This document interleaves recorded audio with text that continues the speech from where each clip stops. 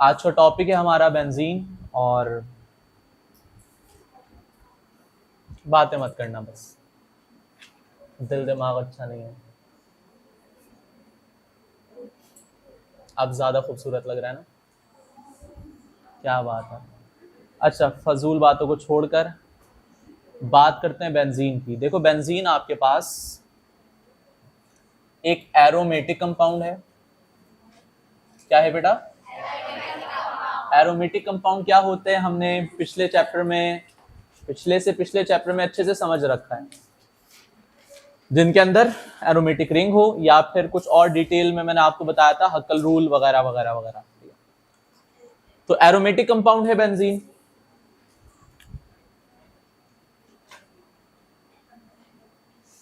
Discovered by, या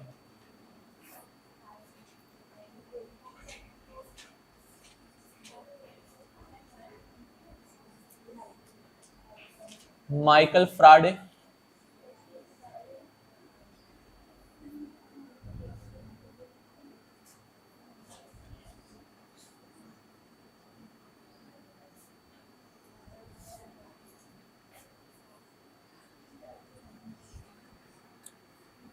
eighteen 25।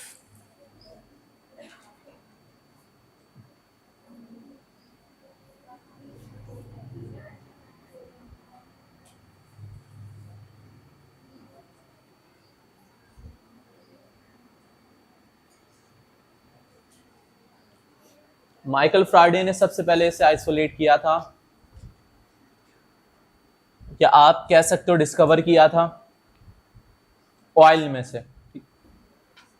कौन सा ऑयल? वेजिटेबल ऑयल, या फिर वो फैट जो कि वेल मछली में से हासिल होती है। क्योंकि पहले जो वेल मछली है उन्हें, मतलब ये जो फॉसल फ्यूल आज हम यूज करते हैं, ये अभी कोई 150 पौने 200 साल पहले की बात होगी मुश्किल से।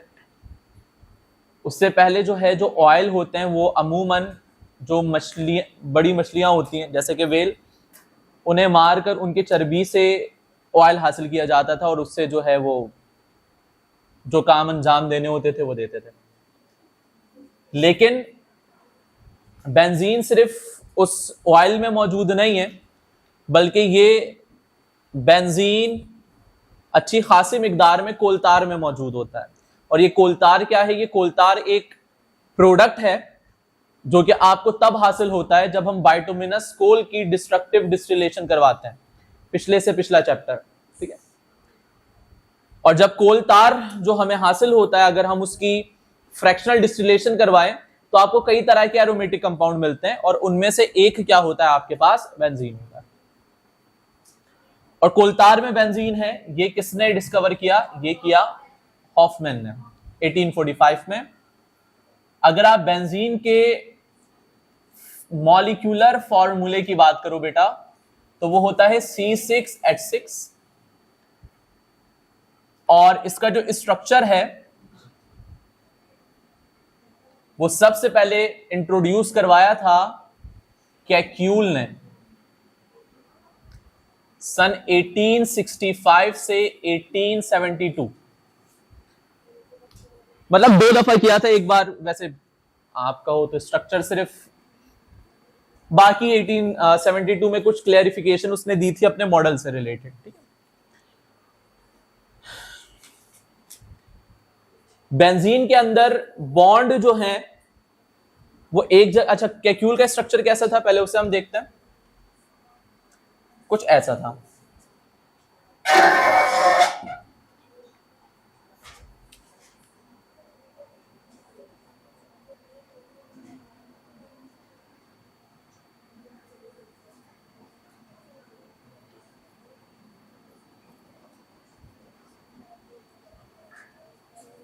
पुरानी बुक में ये टॉपिक था, नई बुक में नहीं है, बट मैं उतना जरूर बताऊंगा जितना आपको पता होना चाहिए। कैक्यूल कहता है कि बेंजीन का जो स्ट्रक्चर है वो कुछ इस तरह का होता है।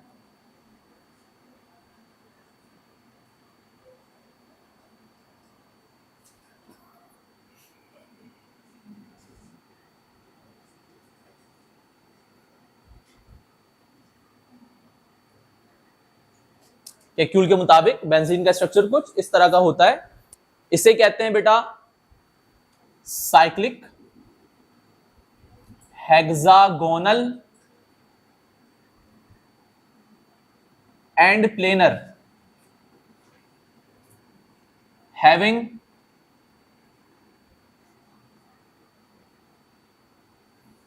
Multiple not multiple alternate double bonds. कि कैक्यूल के मुताबिक बेंजीन का स्ट्रक्चर ऐसा होता है भाई, साइक्लिक होता है। साइक्लिक का मतलब क्या है आपको पता है, ठीक है। हेक्सागोनल मतलब 6 कॉर्नर्ड है, और प्लेनर है। प्लेनर से मुराद तमाम के तमाम बॉन्ड एक ही प्लेन पर वैसे ही आ सकते हैं जैसे कि मैंने बनाया। कोई भी बॉन्ड अबव द प्लेन या बिलो द प्लेन मौजूद नहीं, तमाम के तमाम बॉन्ड एक ही प्लेन पर मौजूद है। ऐसे मॉलिक्यूल जिनके अंदर तमाम के तमाम एटम या तमाम के तमाम बॉन्ड सेम प्लेन पर हो तो उसे हम प्लेनर कहते हैं। क्या कहते हैं? प्लेनर कहते हैं, ठीक है। और प्लेनर मॉलिक्यूल तभी होता है जब उसके अंदर कार्बन की हाइब्रिडाइजेशन sp2 हो, तमाम की तमाम। बट अभी हाइब्रिडाइजेशन की बात नहीं कर रहा मैं यहां पर, ठीक है, सिर्फ स्ट्रक्चर की बात कर रहा हूं। और अल्टरनेट डबल बॉन्ड से मुराद double single, double single, double single, मतलब यहां पर एक डबल और एक सिंगल बॉन्ड। बट इस स्ट्रक्चर में कुछ ऑब्जेक्शंस उठाए गए थे जो कि मैं आपको नहीं बता रहा क्योंकि जरूरत नहीं है, आपकी बुक में नहीं है, ठीक है। आपका कीमती टाइम मैं नहीं लूंगा, बट मैं इतना आपको बता दूं, कुछ ऑब्जेक्शंस इसमें से उठे थे। 2 ऑब्जेक्शंस उठाए गए थे जिसका जवाब 1872 में दिया था कैक्यूल ने, ठीक है। लेकिन दाल सही से गली नहीं उस वक्त, तो कुछ और मजीद डिस्कवरी हुई। क्या? कि कैक्यूल का जो स्ट्रक्चर है ना, अब इसी सेम लाइन को अगर मैं उठाऊं तो मैं इसे ऐसे भी बना सकता हूं।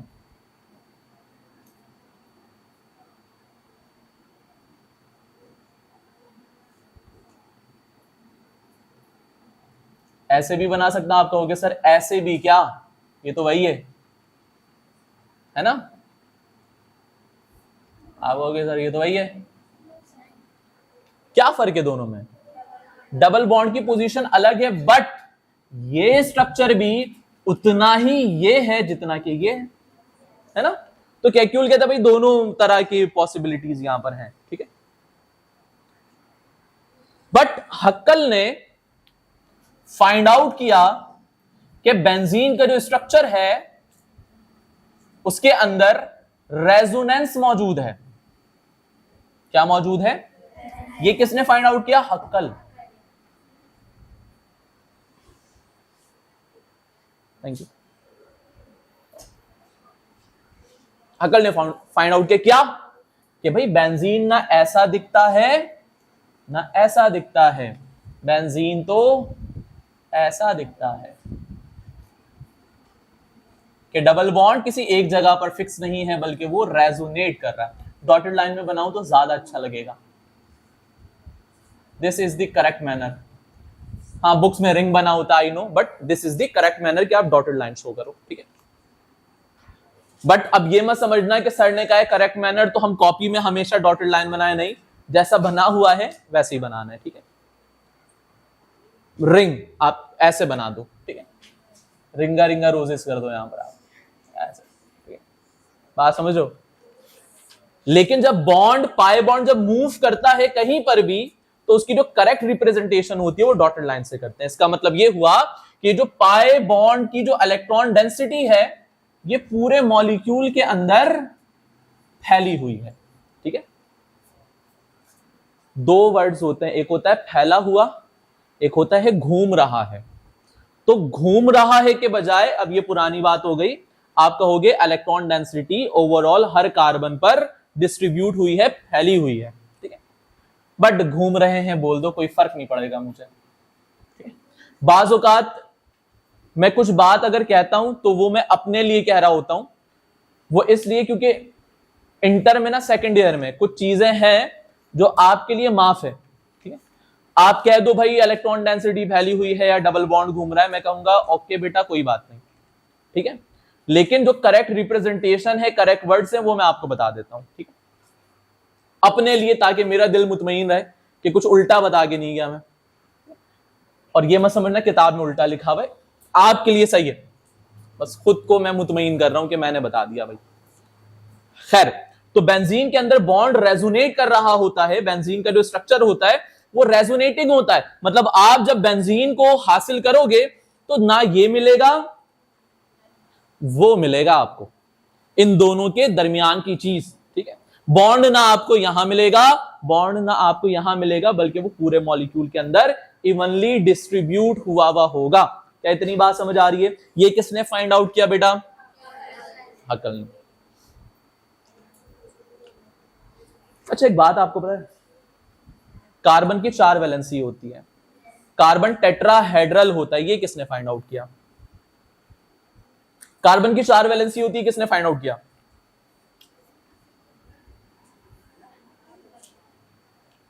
कार्बन टेट्राहेड्रल होता है, ये किसने फाइंड आउट किया? उसका नाम था वॉन हॉफ। क्या नाम था? इसने फाइंड आउट किया कि क्या होता है भाई, टेट्राहेड्रल स्ट्रक्चर की बात हो रही है, ठीक है। ऐसे याद आया तो मैंने कहा बता दूं आपको। और ये भी मुझे याद आया कि सबसे पहला जो केमिस्ट्री में नोबेल प्राइज मिला था वो इसी को मिला था, ठीक है। किसे मिला था? वॉन हॉफ को मिला था। अच्छा आदमी था, मेरी मुलाकात नहीं हुई कभी, लेकिन मुझे पता है अच्छा आदमी था, अच्छा काम किया इसने, ठीक है। तो फिलहाल क्या बात समझ आई? एरोमेटिक कंपाउंड है, फ्राडे ने डिस्कवर किया, कोलतार में मौजूद है, हॉफमैन ने बताया। मॉलिक्यूलर फॉर्मूला क्या है? स्ट्रक्चर किसने बताया? रेजोनेंस स्ट्रक्चर होता है, किसने एक्सप्लेन किया? हकल ने, ठीक है। इतनी बात आपके समझ आ गई? ये तो हो गई कुछ बेसिक सी बातें। अब जो हमारा मेन टॉपिक है that is called molecular orbital treatment of benzene. Paper में लॉन्ग में आता है बेतहाशा, तो ये टॉपिक मैं स्टार्ट करने लगा हूं। इसे कॉपी करने के बाद मैं इसे मिटाऊंगा, मुझे थोड़ी बड़ी जगह चाहिए इसके लिए।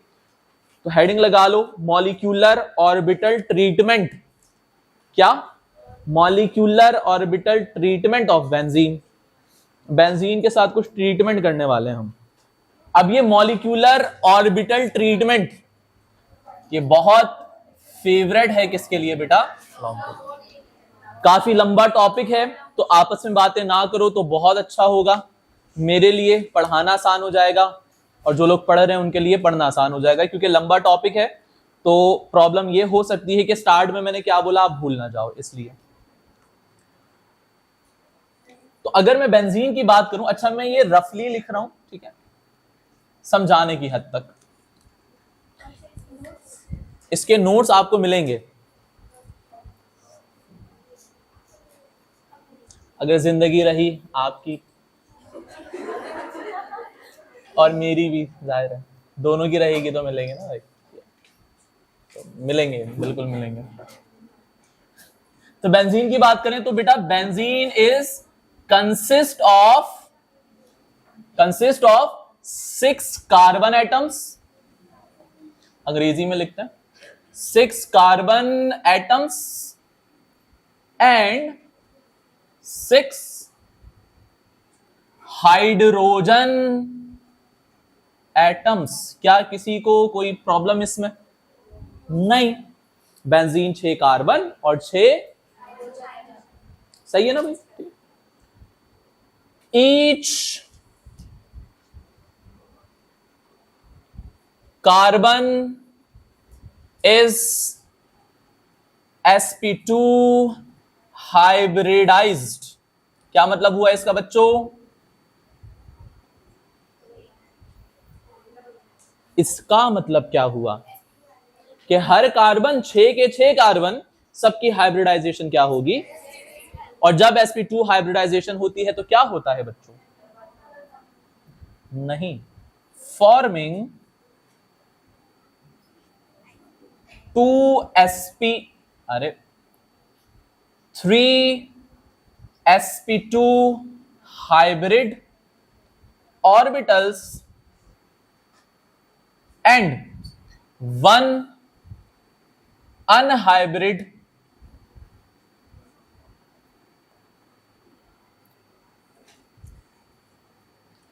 for each carbon atoms and one remains unhybrid. कि हर एक कार्बन कौन सी हाइब्रिडाइजेशन करता है बच्चों?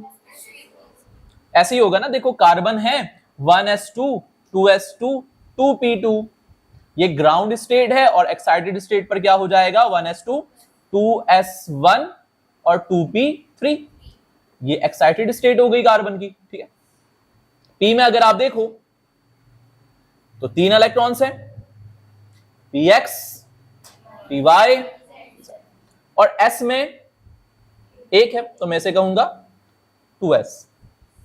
ठीक है भाई, तो sp2 हाइब्रिडाइजेशन से मुराद क्या हुआ कि एक s से आएगा और 2, और एक ऑर्बिटल क्या रहेगा बेटा, और अनहाइब्रिड ऑर्बिटल क्या बनाते हैं, पाई बॉन्ड बनाते हैं। ठीक है, वो आगे चलकर हम उस पर बात करते हैं, फिलहाल इतनी बात आपके समझ आ गई। ठीक है, अच्छा क्या कोई हाइब्रिड ऑर्बिटल पाई बॉन्ड बना सकता है? जवाब है नहीं। Hybrid orbitals are always involve in sigma bond, कभी भी हाइब्रिड ऑर्बिटल पाई बॉन्ड नहीं बनाते। क्या मेरी बात समझ रहे हो? क्यों? पता नहीं क्यों, आप पूछते तो बता देता। आप पूछते क्यों? अच्छा ऊपर वाले को मिटा दूं ना मैं?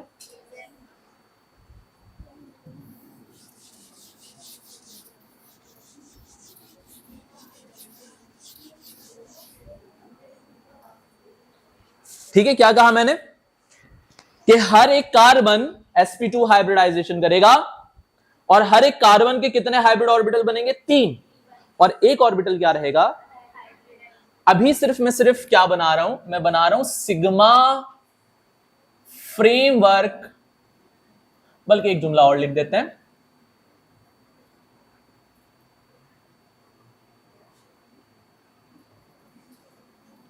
each of the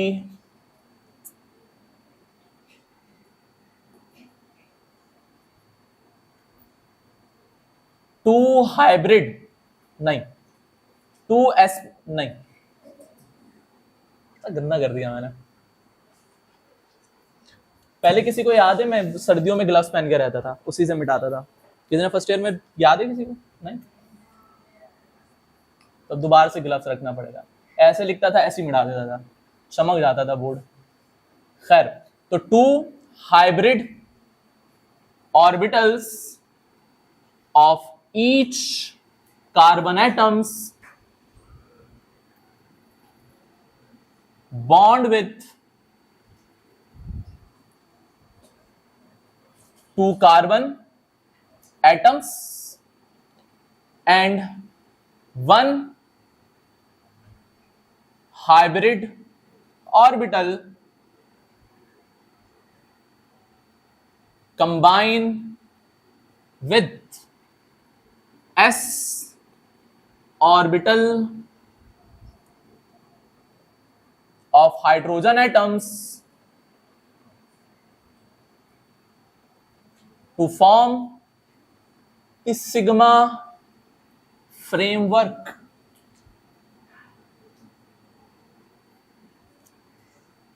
बना हुआ है बिलो।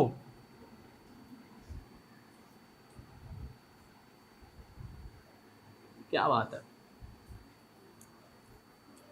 भाई, क्या हुआ? देखो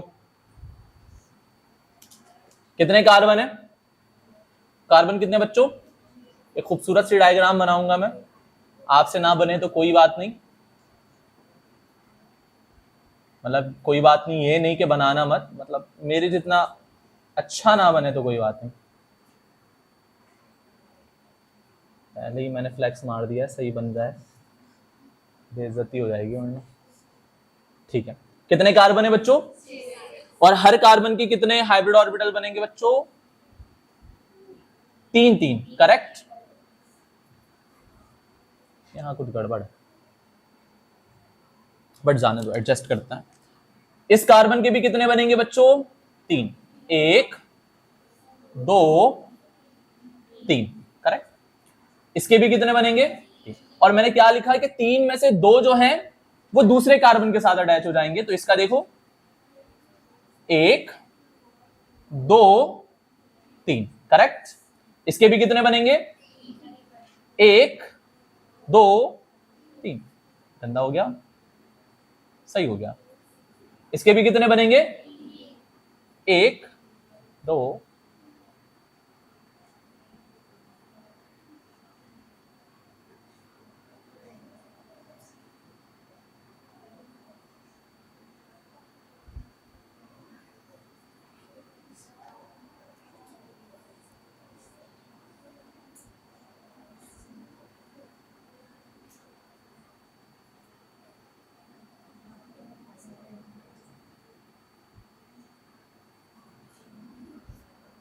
कितना अच्छा लग रहा। तो अगर मैं इसकी बात करूं तो हर एक कार्बन को आप देखो बच्चों, 3 में से 2 हाइब्रिड ऑर्बिटल 2 कार्बन के साथ अटैच हो गया। इसका भी एक यहां और एक हर किसी के, समझ रहे हो ना बात। और बचा हुआ जो एक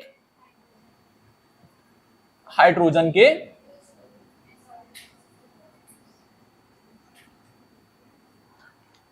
क्या इतनी बात समझ आ गई? कोई मुश्किल बात इसमें नहीं। कितने सिग्मा बॉन्ड बने बच्चों? नंबर ऑफ बॉन्ड्स की बात करूं बेटा, not bonds, number of sigma bonds कितने बेटा? 12 हैं ये। अगर इस 12 की बात करूं तो 6 sigma bond carbon to carbon है, जिसकी नेचर है sp2 करेक्ट। और बाकी जो 6 हैं, बाकी 6 सिग्मा बॉन्ड्स कार्बन और हाइड्रोजन के दरमियान है, जिसकी नेचर है sp2s। ऐसा है या नहीं है? तो ये जो बनाया है मैंने, this is called the sigma framework of benzene. इसे कॉपी करो तो फिर मैं मिटाकर आपको पाई बॉन्ड किस तरह बनते हैं वो भी एक्सप्लेन करूं। कोई मुश्किल बात नहीं है अभी तक। सिग्मा बॉन्ड कैसे बनते हैं बात समझ आ गई, कितने बनते हैं, कहां कैसे बनते हैं बात समझ आ गई, ठीक है। अब क्योंकि टोटल कार्बन कितने हैं बच्चों? 6, तो इन 6 के 6 के पास क्या मौजूद थे? अनहाइब्रिड, एक ऑर्बिटल अनहाइब्रिड बचा हुआ था ना बच्चों।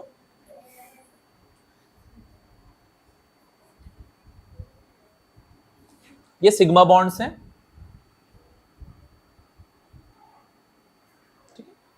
ये सिग्मा बॉन्ड्स है। बट फर्क ऐसे है कि ये ऐसे बना हुआ है, यहां पर मैंने उठाकर यहां ऐसे करके बना दिया, ठीक है। तो सबके पास एक p ऑर्बिटल अनहाइब्रिड है, इसके पास भी, इसके पास भी, सबके पास एक p ऑर्बिटल कैसा है बच्चों? करेक्ट। यूं समझो, ऐसे बने हुए, ऐसे उठाया, ऐसे कर दिया, और ये जो ऑर्बिटल्स है ना, पाई ऑर्बिटल, ये इस तरह है, ठीक है। अबव और बिलो, बेंजीन जो है उसके अबव भी है, और मतलब अगर ऐसे ही बना हो तो मैं यूं बनाऊंगा, ठीक है, कि अबव भी है और बिलो भी। ये बात समझ आ गई? प्लेन के तो परपेंडिकुलर हैं, बेंजीन के तो परपेंडिकुलर हैं, लेकिन आपस में एक दूसरे के साथ क्या है? ये इसके पैरेलल है, ये इसके, और ये साइड बाय साइड ओवरलैप होंगे और क्या बनाएंगे बच्चों? कितने पाई बॉन्ड? 3 pi bond. लेकिन अगर आप इस पाई बॉन्ड को देखो तो ये पाई बॉन्ड अल्टरनेट हैं, और हम जानते हैं कि अल्टरनेट पाई बॉन्ड जो होते हैं वो कॉन्जुगेटेड होते हैं, अपनी पोजीशन को बदल सकते हैं, करेक्ट। और बॉन्ड का अपनी जगह से मूव करना डीलोकलाइजेशन कहलाता है।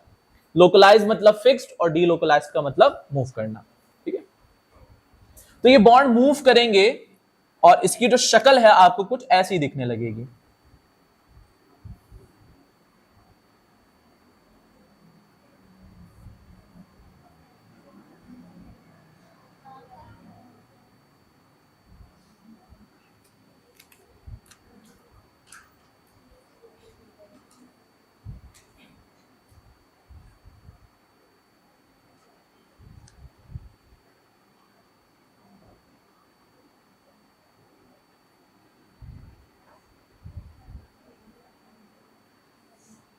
सही है।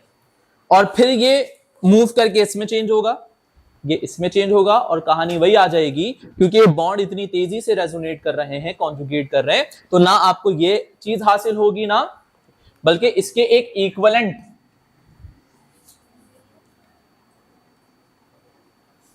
ये 3 लाइन का मतलब ट्रिपल बॉन्ड नहीं है बच्चों, यहां पर ये इक्विवेलेंसी है, ठीक है, कि ये दोनों मिलकर ये बना लेंगे।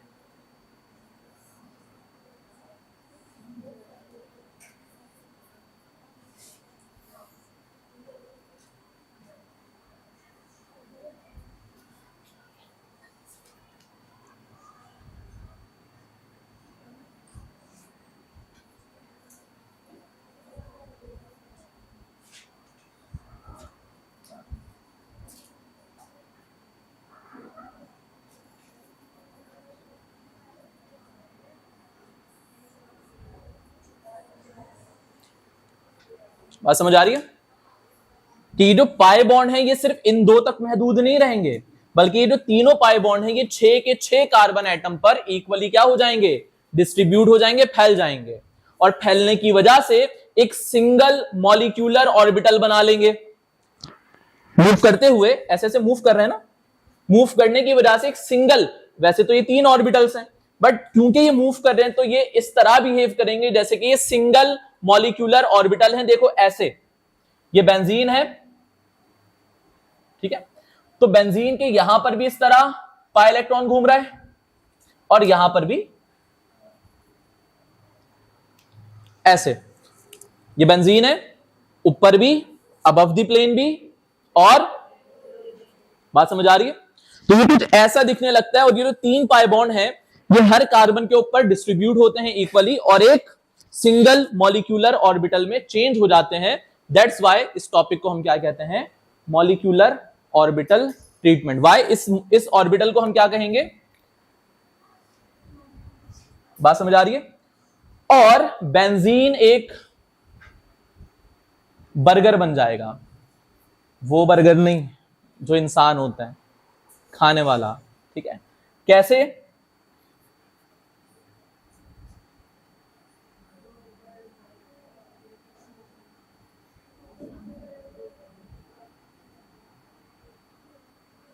वाह क्या बर्गर बना है,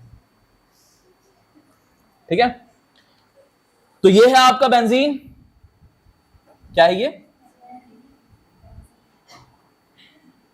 करेक्ट, बीच में है बेंजीन और इसके ऊपर भी पाई इलेक्ट्रॉन और नीचे भी, बर्गर में होता है ना बीच में जो कबाब है, ठीक है, वो है बेंजीन, और ऊपर जो बन है और नीचे जो बन है वो क्या है बेटा। तो अगर कबाब तक पहुंचना है तो ऊपर मौजूद बन से निपटना पड़ेगा आपको, ऐसे ही ना। तो अगर कोई बेंजीन से रिएक्शन करना चाहता है तो उसे किससे निपटना पड़ेगा, पाई इलेक्ट्रॉन। क्या कोई ऐसी केमिकल स्पीशीज जिसके ऊपर नेगेटिव चार्ज हो वो यहां एंटर कर सकता है, बेंजीन तक पहुंच सकता है? व्हाई? क्योंकि इलेक्ट्रॉन क्लाउड उसे रिपेल करेगा। इसका मतलब बेंजीन पर जो रिएक्शन करेगा वो होगा कोई पॉजिटिव स्पीशीज जिसे हम कहते हैं, और यहीं से हमारे नए टॉपिक का आगाज होगा जिसका नाम है electrophilic substitution reaction of benzene, जो कि ऑब्वियसली आज तो मैं नहीं पढ़ाऊंगा, आज के लिए इतना ही काफी है। तो आपको बात समझ, एक चीज और बताना भूल गया, भूल नहीं गया, एंड में ही रखा था, बॉन्ड लेंथ भी याद रखनी है आपने, ठीक है। तो कार्बन की जो बॉन्ड लेंथ होती है वो 1.39 एंगस्ट्रॉम होती है, और बाज औकात आपको ये अगर 1.40 एंगस्ट्रॉम भी लिखा हो तो हैरान मत होना, दोनों को एक ही कंसीडर किया जाता है। और कार्बन हाइड्रोजन की तो आपको पता है 1.09 एंगस्ट्रॉम, ठीक है। अब ये जो बॉन्ड लेंथ है ना, सिंगल बॉन्ड की बॉन्ड लेंथ क्या होती है बेटा, सिंगल बॉन्ड की बॉन्ड लेंथ क्या होती है, 1.54 है ना। डबल की क्या होती है 1.34 एंगस्ट्रॉम। बेंजीन के अंदर क्या आ रही है 1.39 एंगस्ट्रॉम। मतलब जो बॉन्ड है वो ना ही पूरी तरह से सिंगल है ना ही पूरी तरह से डबल है। वाई? इसे कहते हैं 1.5 बॉन्ड कहते हैं बस, ठीक है। क्यों? क्योंकि एक एक बॉन्ड तो देखो पक्का हुआ हुआ है ना सबके बीच, करेक्ट, एक बॉन्ड तो सबके बीच पक्का हुआ हुआ है, जो कि सिग्मा बॉन्ड है। अब दूसरा वाला जो बॉन्ड है ना पाई बॉन्ड, वो इन दो एटम के दरमियान भी रहेगा और इनके दरमियान भी रहेगा। ये मूव करके यहां पर आया ना, इसका मतलब एक पाई बॉन्ड दो मुख्तलिफ एटम्स के दरमियान डिस्ट्रीब्यूट होगा। इसका मतलब ये आधा बॉन्ड यहीं रहेगा और आधा बॉन्ड यहां पर आ जाएगा। सिंगल तो बना हुआ है एक बॉन्ड, और ये जो एक और बॉन्ड है पाई बॉन्ड, वो आधा इसके पास आधा इसके पास। इसका भी जो पाई बॉन्ड है आधा इसके पास आधा इन दो के पास। ये वाला जो पाई बॉन्ड है आधा इनके पास, ये वो आधा नहीं है, बस एक एनालॉजी से आपको समझा रहा हूं इसका मतलब क्या है। तो इसलिए बॉन्ड लेंथ जो है वो 1 से कम आती है और 2 के मुकाबले ज्यादा आती है, क्योंकि बॉन्ड जो है बेंजीन के अंदर ना वो पूरी तरह से सिंगल है ना ही वो पूरी तरह से डबल है। वाई? क्योंकि बॉन्ड क्या कर रहे हैं, रेजोनेट कर रहे हैं। बात समझ आ गई? ये पूरी कहानी आपको मैंने बता दी है, कुछ पूछना है तो पूछ लो।